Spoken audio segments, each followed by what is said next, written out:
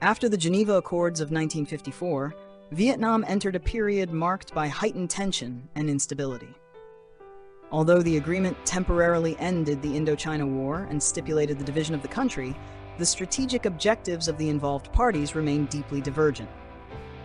For each side, peace was merely provisional, while national reunification, according to its own orientation, continued to be a long-term goal.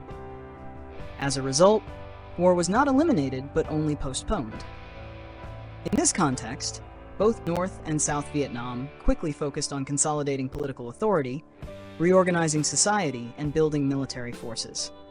Political, economic, and military reform programs were implemented alongside efforts to mobilize domestic resources and secure external support. This entire process indicated that armed conflict was only a matter of time, as the conditions for a large-scale war were gradually taking shape. In the period following the Geneva Accords, the Democratic Republic of Vietnam rapidly reorganized all aspects of social life along socialist lines, under clear influence from the development models of the Soviet Union and China. The central objective of this process was to consolidate state power, establish a solid socio-economic foundation, and simultaneously prepare resources for a prolonged struggle in the future. One major policy implemented was land reform, initiated in 1953, aimed at abolishing the landlord class, realizing the slogan, "Land to the tiller," and mobilizing the support of the vast majority of peasants. The results showed that more than 72% of rural households received land, agricultural production improved significantly, and a material foundation was created for the northern rear.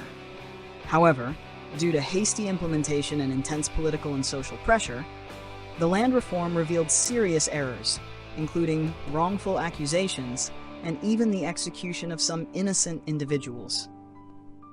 In response to this reality, from 1956 onward, President Ho Chi Minh directed a large-scale rectification campaign throughout the North, releasing detainees, restoring honor and rights to those unjustly convicted, and thereby gradually stabilizing society and reinforcing public trust.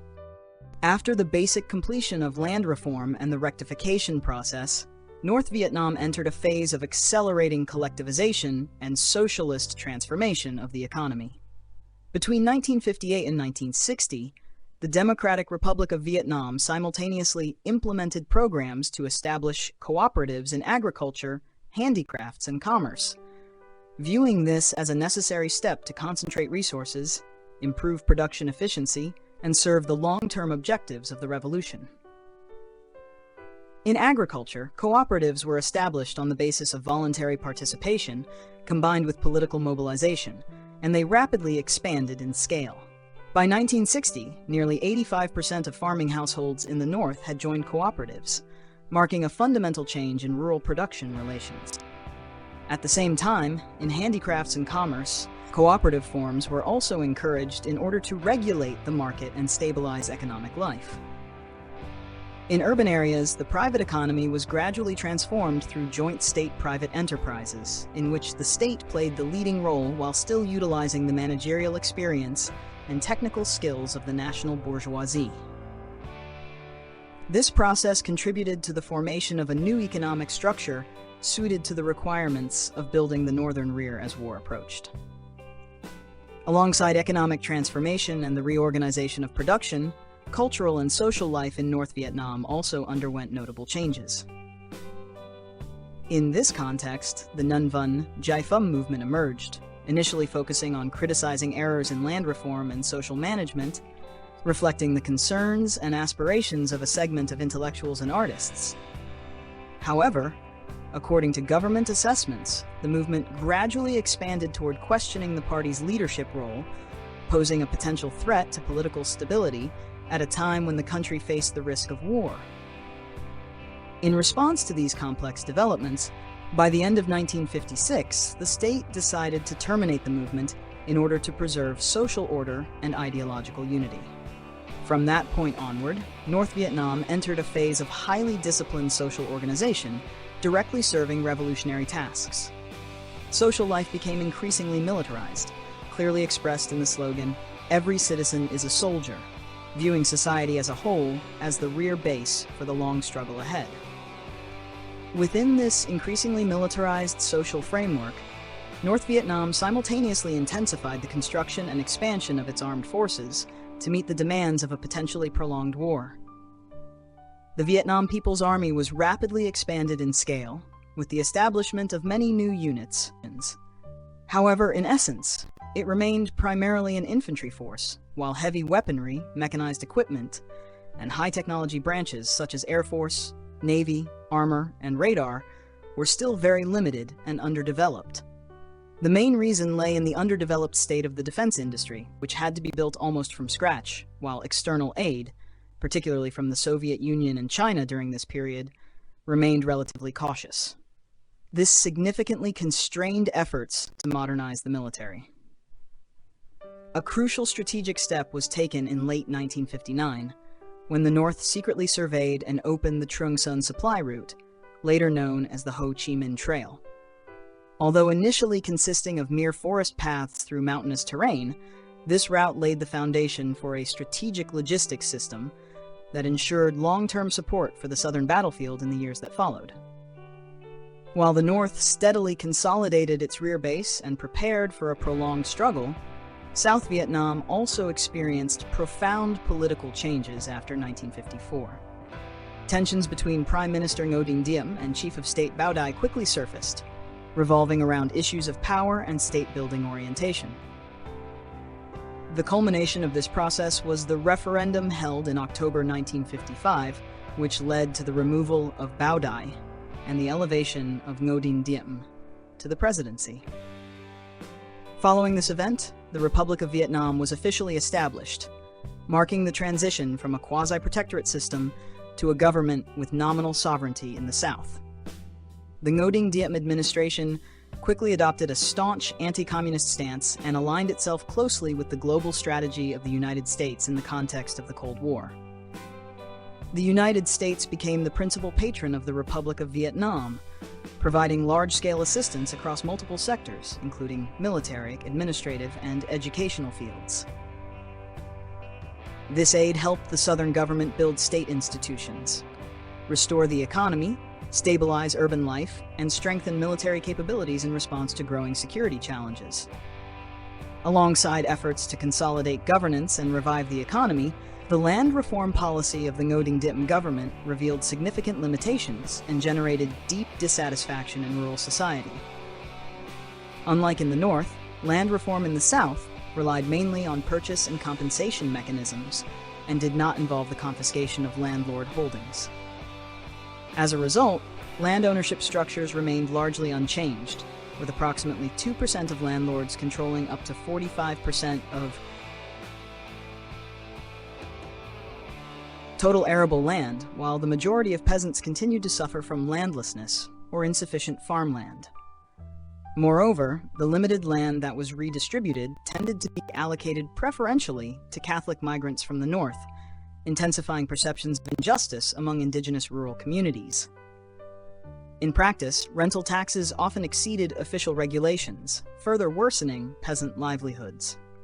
These factors accumulated into a simmering wave of rural discontent, widening the gap between the Southern government and the majority of the peasantry. Faced with growing rural instability and the persistence of clandestine revolutionary networks, the Ngo Dinh Diem government chose a path of harsh political repression to consolidate control. One of the most severe measures was the promulgation of Law 1059, which authorized the establishment of special military tribunals with expedited procedures, enabling swift sentencing of individuals deemed threats to regime security. During the implementation of anti-communist campaigns, tens of thousands were arrested on accusations of revolutionary ties, and many villages were destroyed in large-scale search and destroy operations. Public executions were carried out as a deterrent, but instead generated widespread fear and resentment among the population. According to some Western sources, the number of those killed, detained, or placed in detention camps during this period was extremely high, far exceeding officially reported figures. As a result, public trust, especially in rural areas, toward the Southern government declined sharply, deepening the region's political and social crisis. The enactment of Law 1059 and the large-scale anti-communist campaigns produced profound social consequences in South Vietnam.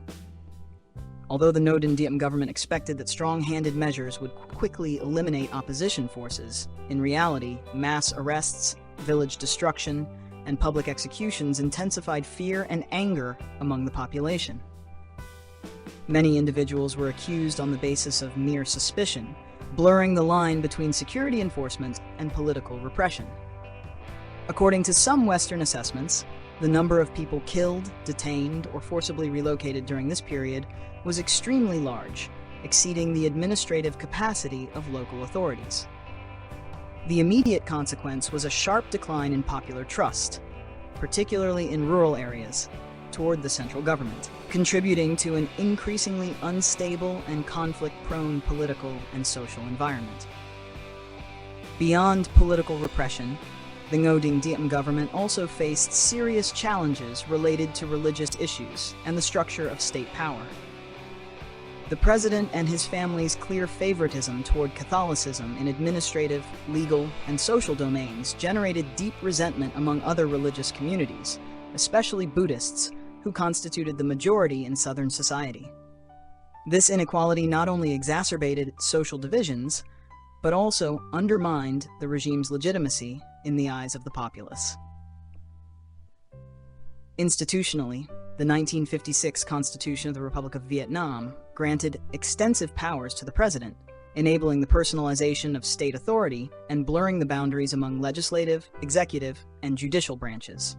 In this context, internal tensions within the government and the military steadily accumulated. Fear of coup plots became a persistent concern, leading the Ngo Dinh Diem administration to prioritize internal security measures over addressing external threats and the expanding opposition movement. By the late 1950s, it had become clear that both North and South Vietnam had entered a state of near-total mobilization across most aspects of social life. The North focused on building a socialist rear base, mobilizing economic, military, and human resources for a long-term struggle. Meanwhile, the South intensified efforts to consolidate state institutions, expand its military, and rely on large-scale U.S. support to counter the perceived communist threat. However, alongside these preparatory efforts, policy missteps in political, economic, and social spheres on both sides contributed to worsening tensions and deepening divisions within Vietnamese society. Deficiencies in reform, governance, and the exercise of power meant that conflict was not contained, but instead escalated. Within the context of the Cold War and Great Power Intervention, a large-scale, prolonged, and brutal war in Vietnam became increasingly unavoidable.